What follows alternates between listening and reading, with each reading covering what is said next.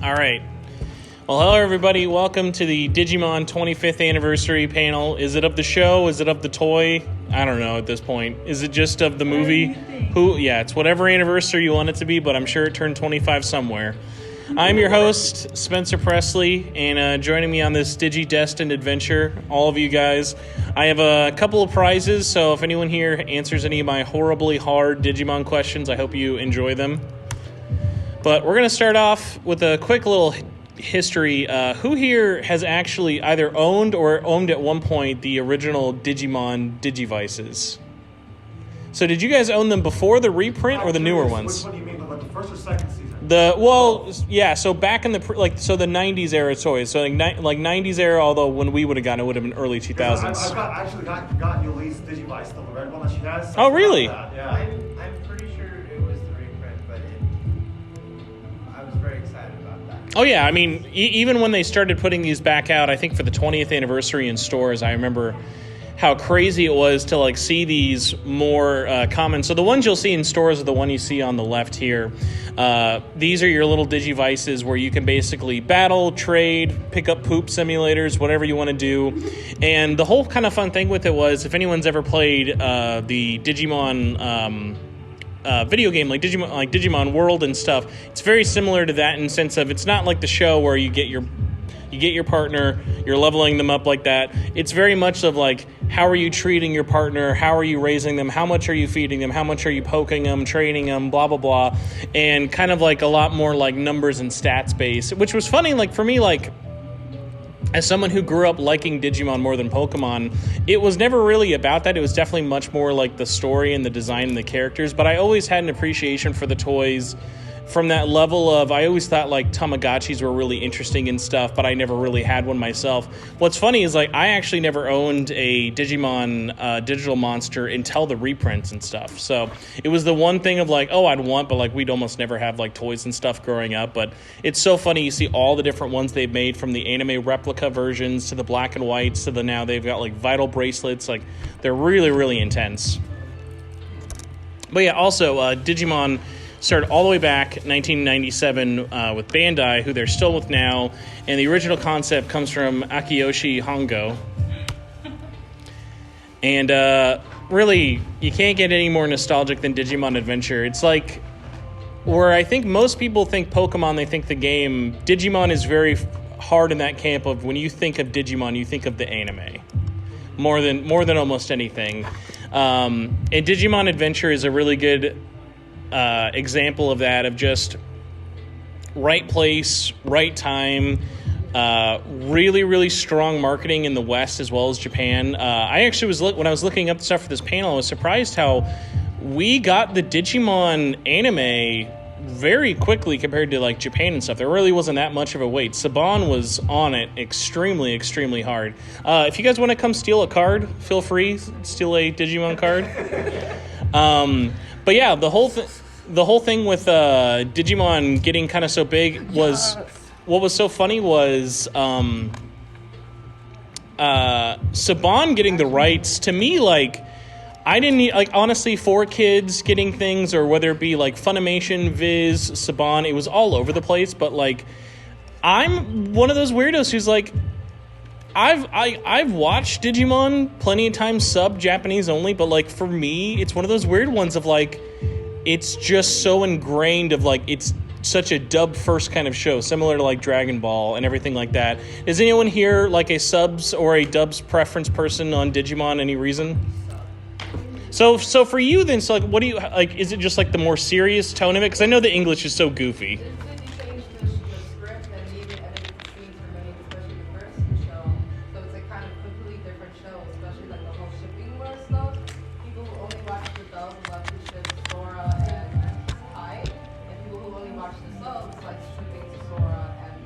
Mm-hmm. Oh, if you guys want to come up and steal a Digimon card, please feel free. No, yeah, I definitely get that, because there is a very large bias and stuff in terms of when you kind of compare the two. The only thing that I always am sad about is that it makes the re-releases on home media so complicated. So did anyone here pick up last month, Digimon actually just got put out on Blu-ray for the first time in America. So most people probably didn't know this. I'm pretty sure it's Discotech Media. I may be wrong, but I know you can buy it through like Right Stuff and a bunch of other stuff. But most places, like Right Stuff is the cheapest one. It is a completely new Blu-ray conversion. So if you guys remember, like maybe like 10 years ago, there was like a really, really cheap, and it's kind of a more expensive now, DVD version they did of Digimon 1 through 5. All of those seasons, but those were just straight DVD rips. Nothing fancy, no extra features, blah, blah, blah.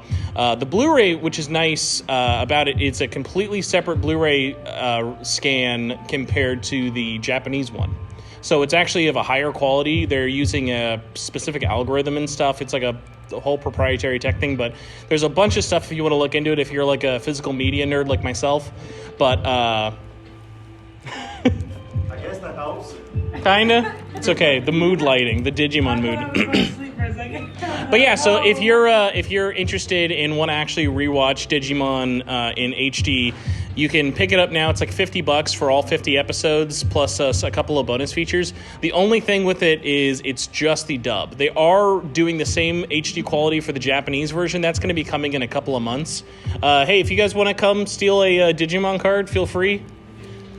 But yeah, so big shout out to them because as a big fan of like physical media myself, it's one of those things where it's like I always wanted like more physical releases for stuff, and especially since like the only real like physical media we have is like Try and Final Evolution. We don't really have anything else for Adventure, let alone anything else. Plus, I like to imagine in a really weird dystopian world, they're going to get the rights to the Digimon movie, and we can get a like 4K upscaled version of the awful Digimon movie. Oh yeah, the Angelamon has to be in it. That's forced canon. It's on the wiki.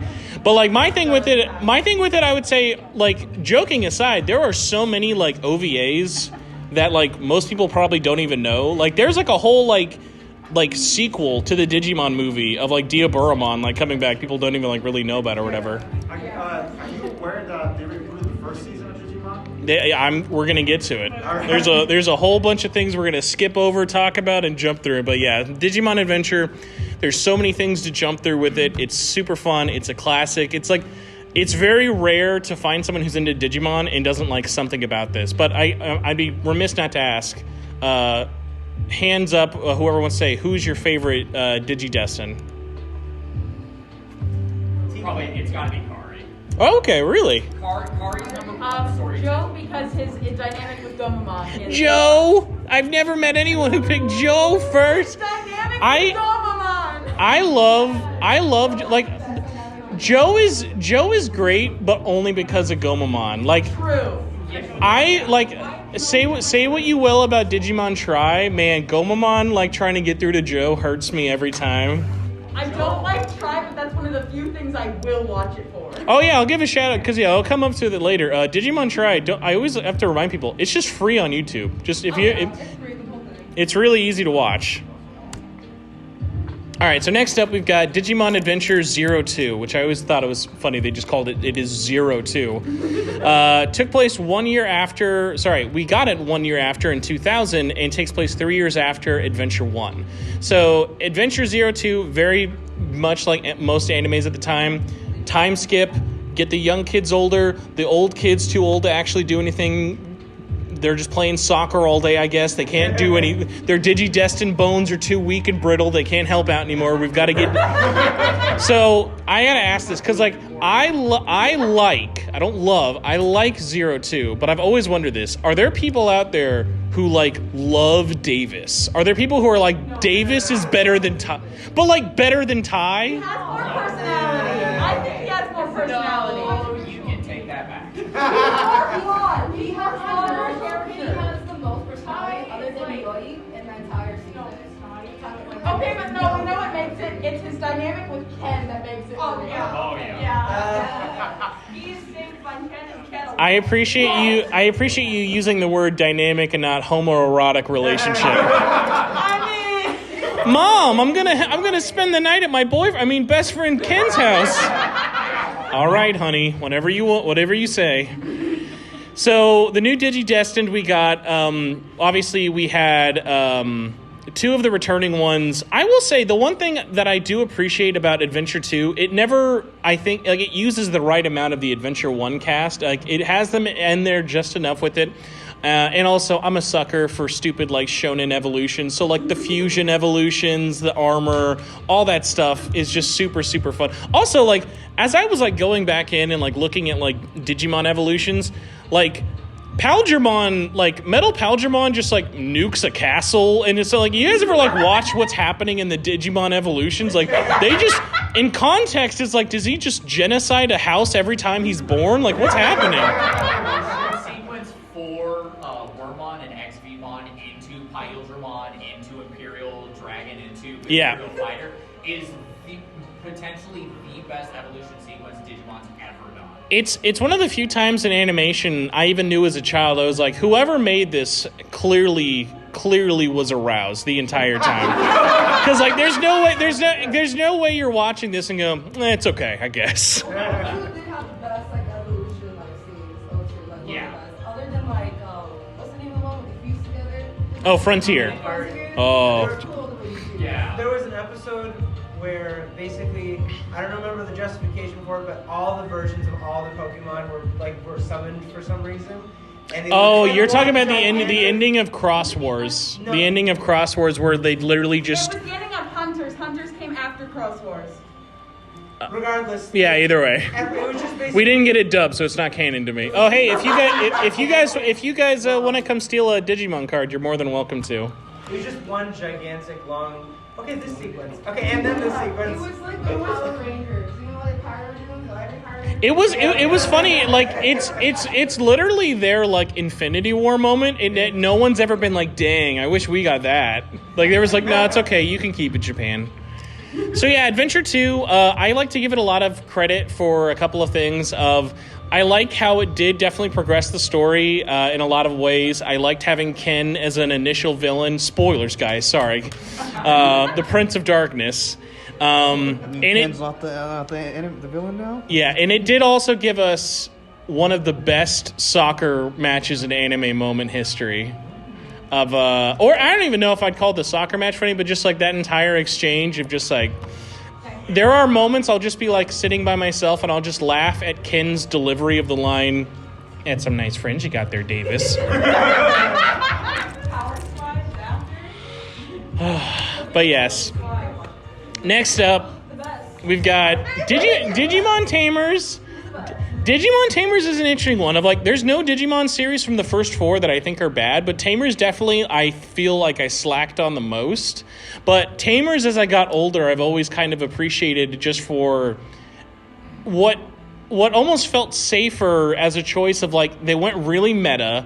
So it takes place in a real world where Digimon 1 and 2 exist. There's TCG elements to it.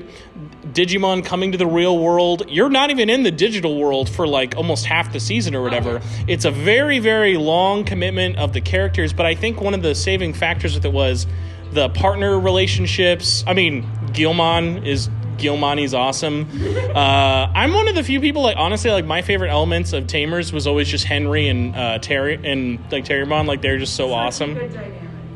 But like, I didn't want to like spoil it because I know like most people probably haven't seen like too much of Tamers.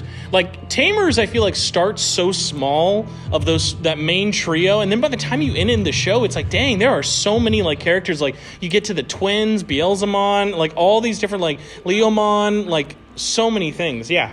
Oh, I was gonna say, going back on the question you asked earlier, who's like the best characters? I think this trio is like the best. Henry, Rukia. I think this is just the best season. Like, the dynamic between not only the Digidescent with the Digimon, like, I'm a huge fan of Rika and Renamon. I actually play the deck in the TCG. But the dynamic where Rika begins as just like, I'm looking to be number 1 and nobody's gonna stop me, and Renamon is kind of like, I'm gonna stand behind you and be all for you, but like, you're probably gonna want to break out of it. And Rika realizing that Renamon's not just a tool to be used to put her into first spot, and she actually starts to look at Renamon as more of a partner as opposed to a means to an end. And then like you've got Gilmon working with Takato, and the two of them, they're just two idiots that have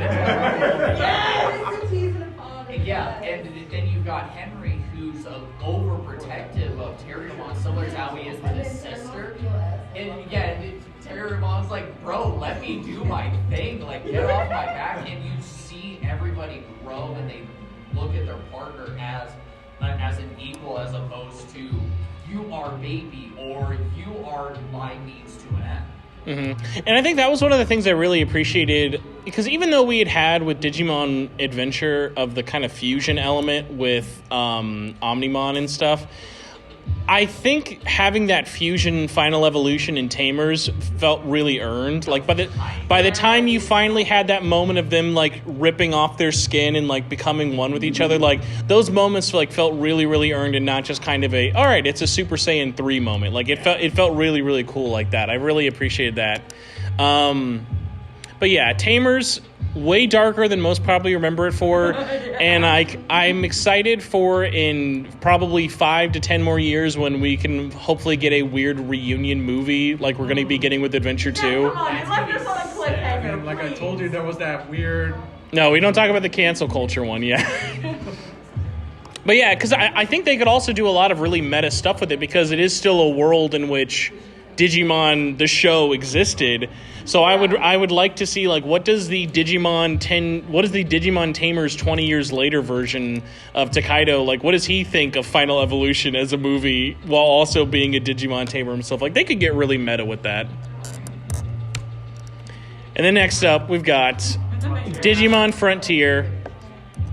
So Digimon Frontier, again taking place one place after Tamers, is another really crazy tone shift while kind of going back to, it's almost like a mixture of Adventure and Tamers in one. There's no more partners. They are the Digimon in their own, like with the detector device and everything they have. But it was nice because the core group is pretty small. They only ever add one member through the entirety of the show. And their problems and their like reasons they're all there are really kind of nice to discover. I just always was really a fan of it in the sense of it was a different dynamic as opposed to I'm babysitting my friends and our pets or our partners. Like it's that almost like the Digimon aspect to them was kind of like that extra baggage they all had to take on and everything with it. So I always really appreciate with it. Plus also it was the nice thing of them having the two like kind of partner Digimon and stuff was a nice change of pace as well. Yeah. Quick question. Would you, you know how in Digimon Season 3 they introduced like the whole bio-merge kind of thing? Mm-hmm. Would you say it was similar when the kids were becoming Digimon? Or not really? I mean, it's sort of a tough one because, like, in my head, I've always viewed them summoning their Digimon with the detectors as kind of like they're using it like Link from Majora's Mask, of like they're putting on a power as opposed, like obviously it has aspects of their personality in them, but like that's a tougher one because like I look at Tamers as more of like a fusion, whereas like Frontier is kind of more of like I'm putting on like a super suit. Yeah, it's definitely, you could just replace the whole. Colors the whole series for me now. You said magical girl. But yeah, and also I'm a sucker for any protagonist where the primary red character versus primary blue character hate each other for way too long. I'm always a big fan of that. That's always a fun one. And here we've got the Forgotten Ones. Okay,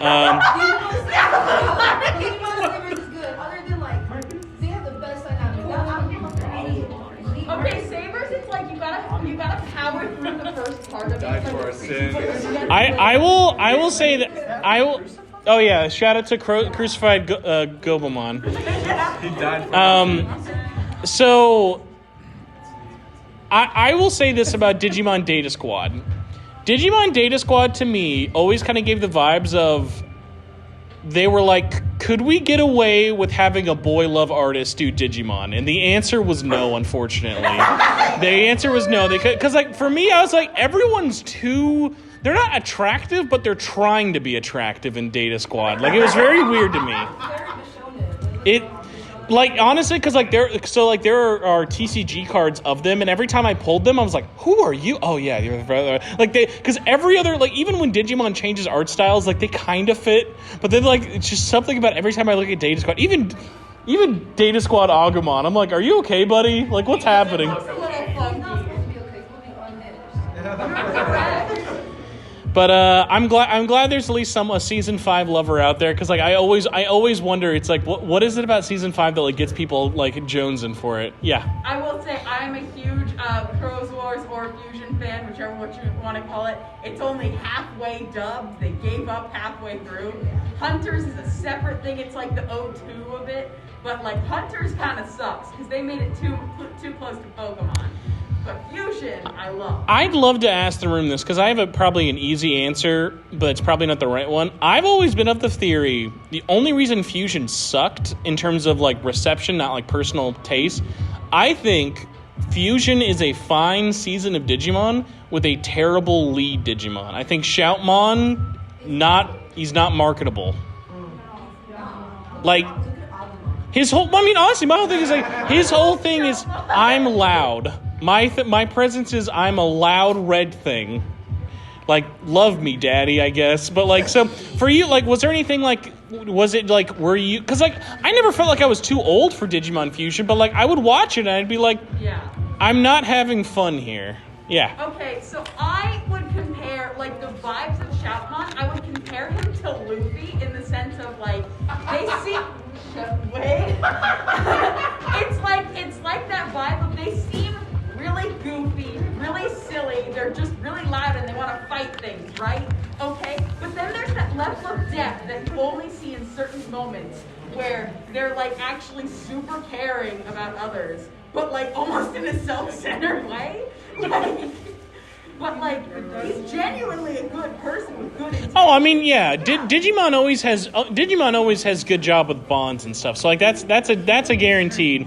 Also, be honest, everybody. Has anyone here watched a second of Digimon Universe besides me?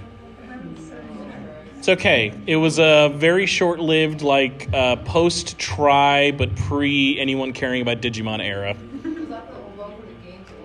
It was, no, the Universe was kind of like trying to be tied into like a mobile app and a couple of different things, but it wasn't anime. So next up, this is kind of just a all-in-one. We were talking about it earlier. Basically, from season 1 through 5, you had multiple, if not at least one OVA. And there are so many out there. Obviously, the movie's the big one that most people have seen. Please, for the love of God, somebody re-release that in HD. But honestly, kind of going back to the subs versus dub argument, it is worth going and seeing the originals OVAs that the movie is made out of. The original first short, the one in this bottom left corner here, it's very good, especially if you're like a Toho fan. It is very much like playing on that like Godzilla like mantra and stuff with it. I really liked the OVA for Frontiers. I thought that was a fun one. There is the train one in Tamers is fantastic. Most of these are dubbed, although I don't know the best way to watch. There's clearly no legal way to watch them, but for whatever reason, Disney was paying for dubs of these OVAs randomly mid-summers and stuff. So if anyone out there has memories of seeing any of these OVAs dubbed, you're not crazy. They did exist. They just... Wasn't it on, like, Jetix? Yeah, Jetix or, like, Toon Disney. It's Fox Kids, where you should give it a lot of Fox Kids. Yeah, so... anyone have any OVAs that, like, stand out to them as, like, ones they really appreciated or enjoyed or stuff like that? Also, shout out, I picked the wrong poster, but the one that they used for the ending of O2's OVA / the Willis one, like, I love it just has a giant, like, American flag in it. Like, they're very, it's like, what is the point of that movie? We go to America. Which, like, man, the O2 crowd, they love America. They keep going back there. They cannot get out of that country. So next we have the never controversial Digimon Adventure Try. I love it. I got the Digimon tattooed on me. Perfect. Hey, I came very late to Digimon Adventure Try. Oh wow, that's a commitment tattoo. You got her, not her. Yeah. This is like the best thing ever. I'm really sad towards the end. Like, I will. Oh no, the ending. I will admit the ending of Digimon Try. I definitely cried for sure. It's so obvious. Nothing makes me laugh more than like the one throwaway line they give to her and Mako in Final Evolution. It's like, hey, do you remember her? Yeah, whatever. But I mean, like, to be fair, like Final Evolution is literally just the Matt and Ty like story. It's not really about anybody else. But shout out to Digimon Adventure Try for doing a really ambitious idea, thankfully spread across multiple movies, but I think was pretty sloppy in its execution. Like, I'm one of those people, I came to it really late. I like Try for what it was trying to do, pun not intended, but I know it's definitely far from perfect. Is there anyone in here who either has any strong opinions, loves it, hate it? Yeah. I'm in the camp of loving it. I watched it, I want to say pretty close to just back to back, just watch the entire thing. I got the whole collection on Blu-ray. And as somebody who grew up with Adventure 1, is feeling like this was kind of their way to tie up everything for the original cast. Like, to not spoil it, and if it's a spoiler, sorry, but the sequence after Daimon was defeated, and they were kind of tying up everything, I sat on my couch and I was like, I'm about to fucking sob. Like, it was the way that they wrapped everything up. It felt like, in a way that Bandai and Digimon themselves were kind of, we finally wrapped up the story for the Digidestin that we started this off with. We're wrapping it up. We're kind of moving on. They of course did the remake of Digimon Adventure, which I think they started 2020, 2021. And like, it's cool that they did that because it's a different iteration of the characters. But I think for the original story, I think it was a really well done thing that they did. Also, like, just everything that they did for Kari and Gatomon, that was insane. Yeah, there was a lot of good like Kari stuff. I will say, like I said, I wasn't like the biggest fan of O2. If you love Adventure 2, Try must be like a big middle finger. It's literally like when they finally even get to them and like they just cuck you. Like, it's just the shadow outline of them and the little frozen thing. It's like, it was so funny. It's like, wasn't this whole plot point about us rescuing you guys? Like, we can't even look at your faces. Yeah. So, like, I mostly hate this because there's so many plot holes, and it's like, it gets so complicated, and it's like, I'm not following anymore. I'm like, why are you guys doing this? This doesn't make any sense. But, like, the character... It's all for Terriermon. No, not Terriermon, Tapirmon. It's all for Tapirmon. Like, the individual character arcs are so good. Like, all the individual character arcs that are happening, with Mimi, with Joe, with Matt, like, they're all so good. But then it's like there's this overarching plot that makes no sense. And I can't get over how mad I am that this whole time all the O2 kids are missing, and it's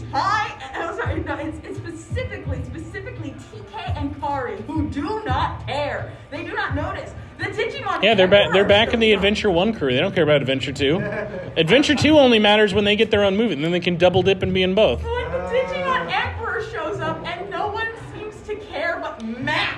I gotta be real. I feel like that's not the real Digimon Emperor. It's not. Yeah. So like, it was a cool nod, and especially in the Black Imperial. It's the fact that, like, Yeah. Because the whole thing with like the who is the main bad guy and Try is so fucking wild of just like, but it's just this whole thing of just like, can I just punch Jessmon in the face so we call it a day? Like, it's like seriously, like, I'm beating up the like Morbius Bizarro version of Godai as Ken's evil antagonist.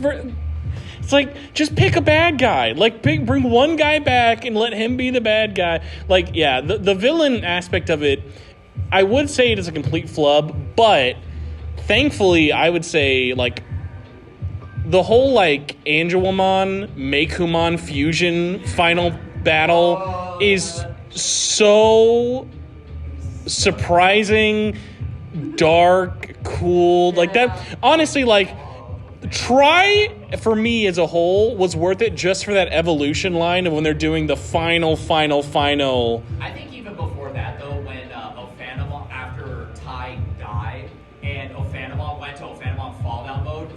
the biggest. As soon as that happened, I'm like, oh fuck. So yeah, like I said, I think if it was something I had been watching as it was coming into theaters, like I do regret not seeing it in theaters at the time, but like as something that you can just watch for free on YouTube, it is definitely worth your time. How you'll feel about it after is up to you, but hey, at the very least, you get to enjoy cute Kumon. Roller coaster of a ride, the whole series. It does have a lot of. Up and down, up and down, and then you're just crying at the end. Yeah. So next up, we've got, speaking of crying a lot at the end, Digimon Adventure, Last Evolution, Kizuna, otherwise known as I Hate You Because I Will Never Get to See You in Theaters, probably. I don't know if anyone in here was like me, but I had tickets to see this on March 2020. So excited. Fathom Events, one night only. I've got my ticket. I'm ready to see the dub. We're going to cry. I know it's going to be bad. And, yep. What happened then? The coronavirus got me. They unfortunately infected the digital world. So Japan got this in February. We were supposed to get it in March, and we didn't get this until I think September and October. I was so bummed about not seeing this in theaters. I literally didn't see this until like a whole year after, because I was so ready to see this on the big screen to replace my memories of Angela Anacondamon. I was going to get her out of my brain and finally get to see Matt recasted for the third time for some reason in English alongside Ty. But I'm glad I finally got to see it. I finally watched it on Blu-ray. It's very, very... I think it is very, very good. The thing about it, it's really funny. If you want anything from Adventure 1 and it's not Matt and Ty, I'm sorry. Good news, Adventure 2 is in it way more than I would have ever thought. The Adventure 2 gang, clearly they were like, all right, get us ready for the sequel. We got our own movie coming up soon. I mean, the trailer had more than anything before. Yes. I will say, though, the thing that's so interesting to me about Last Evolution is it feels so much more mature in a way I wasn't ready. Like, even just a little thing of, like, Ty and Matt just eating Korean barbecue and drinking beer while like talking about like the battle and everything. I'm like, man, this is such a weirdly like mature but like low key thing at the same time. Like it hit like so different and stuff, and I just really, really liked it and stuff with it. Obviously not the most action packed. It's definitely a very like talky heavy movie, but I think because of how they set up the whole premise of it is, hey, your Digimon have a timer. They have a lifespan. And the more you use them in battle, the quicker they're going to go up. And I think the movie uses that, like, limited nature really, really well. But, what did you guys think? Who here...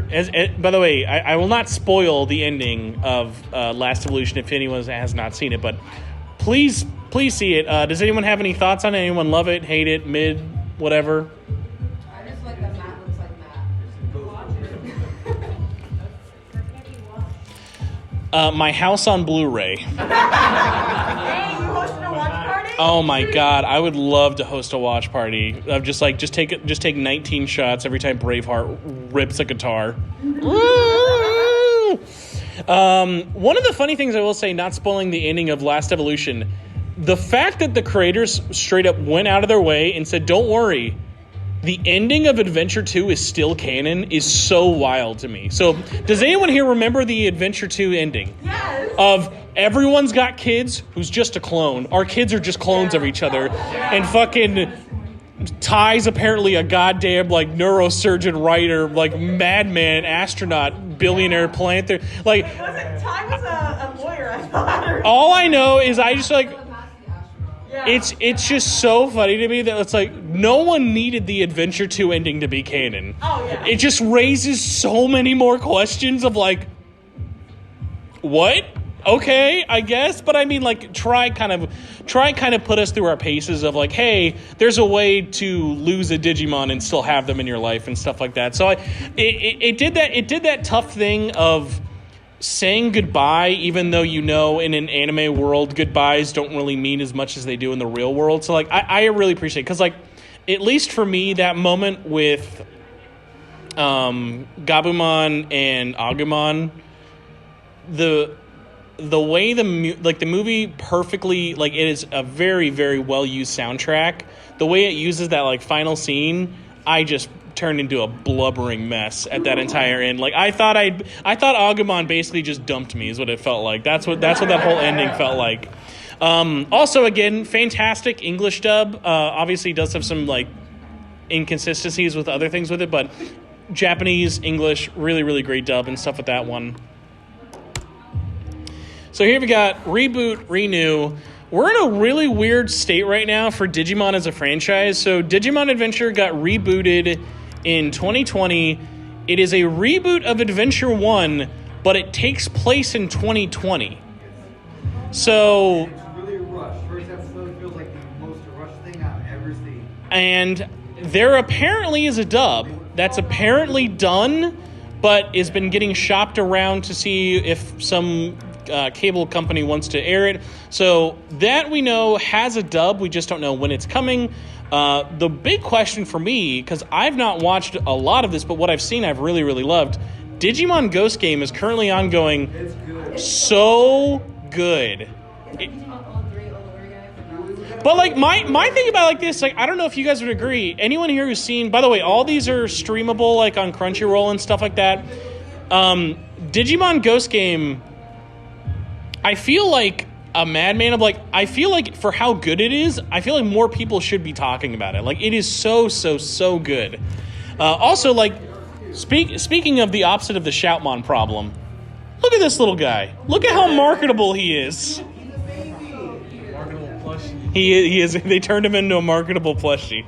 Now, Ghost Game has no plans for syndication yet, but I've got to imagine it's got to come eventually. I don't know if we have an idea of how long Ghost Game is going to be going for, but I'm hoping that it at least is going to be for a while, because like I feel like Digimon has not, because like honestly Ghost Game has outperformed Adventure Reboot.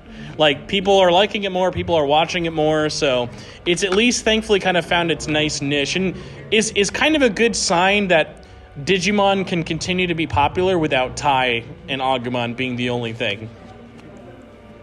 That's what's so good about it. It's like Digimon 01, but with the writers of Tamers. Mm-hmm. So it's like the best of both worlds. You got the awesome characters, the dynamics, the characters design from 01, and I love the trio. They're amazing. Even like the village was amazing. Oh, and very good music in Ghost Game. Awesome too, because they murder people. Awesome. Yeah, and that's the thing. Like, Ghost Game is also still keeps the darker tone. Like, death is still a big thing that happens in that world.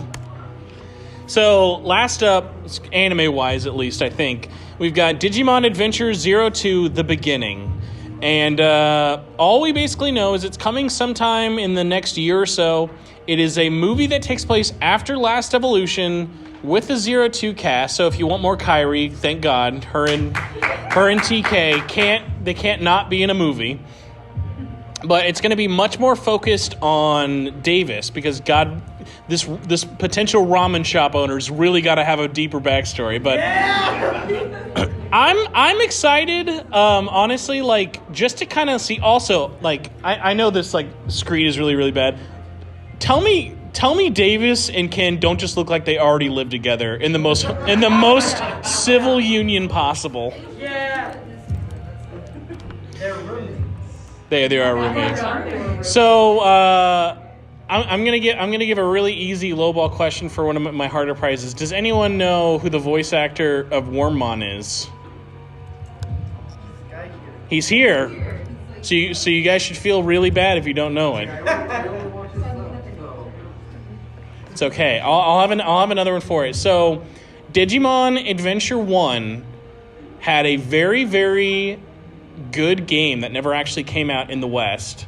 It was basically a straight shot-for-shot RPG adaptation of the first season and the cyberspace movie. Does anyone know what system that RPG came out for? PS2. Nope.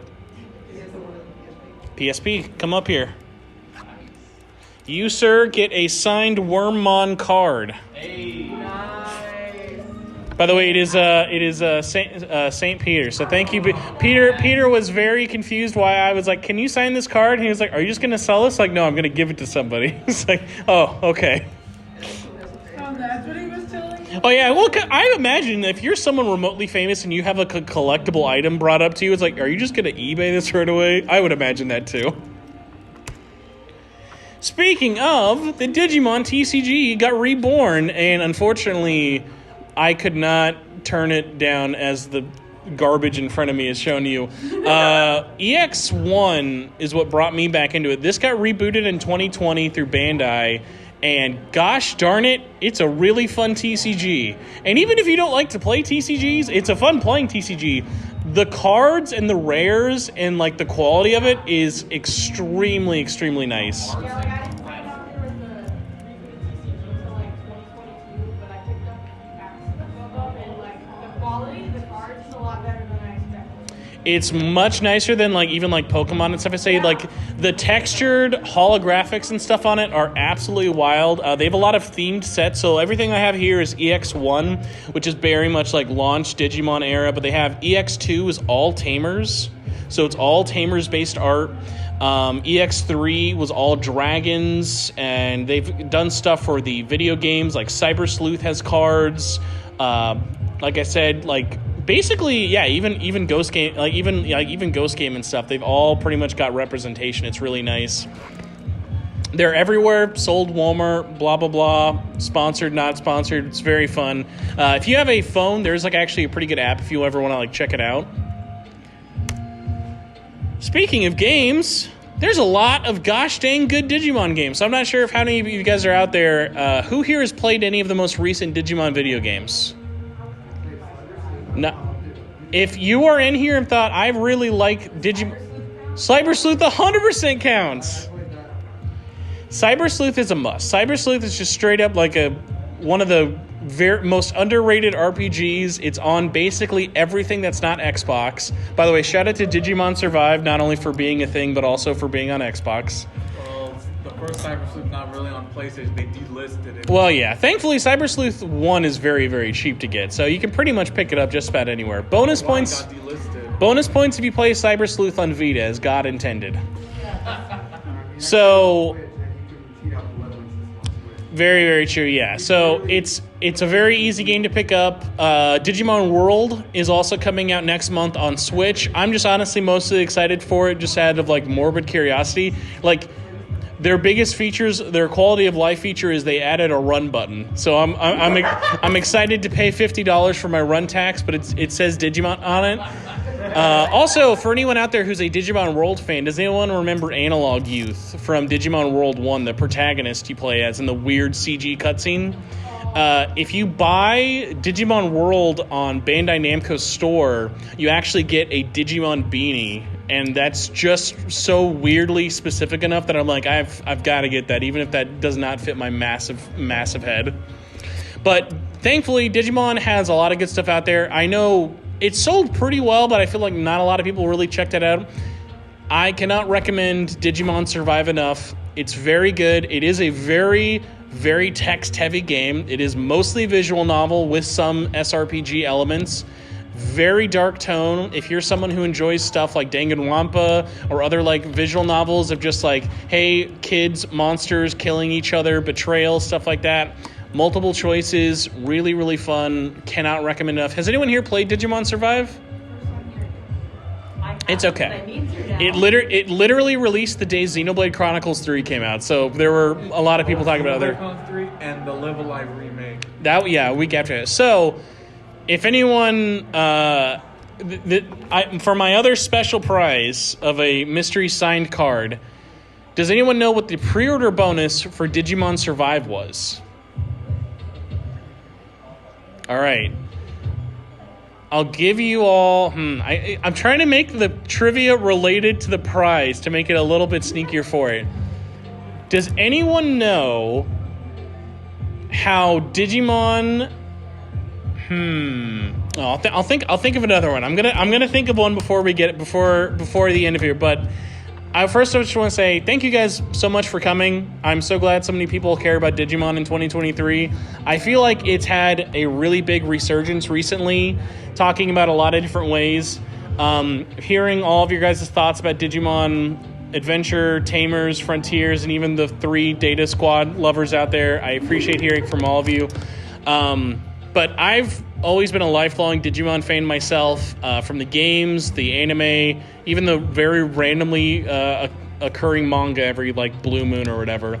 But it's always nice to see that like other people really enjoy it, because obviously we're never going to be Pokemon. We're never trying to be Pokemon, but it's nice to see that the Digimon fandom is not absolutely decrepit out there. So I'll say this.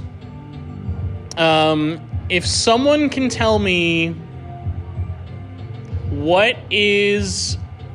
God, I'm trying to make this related to Tamers as a question, like a good Tamers question. What was the first video game that had Guilmon on the cover for Digimon?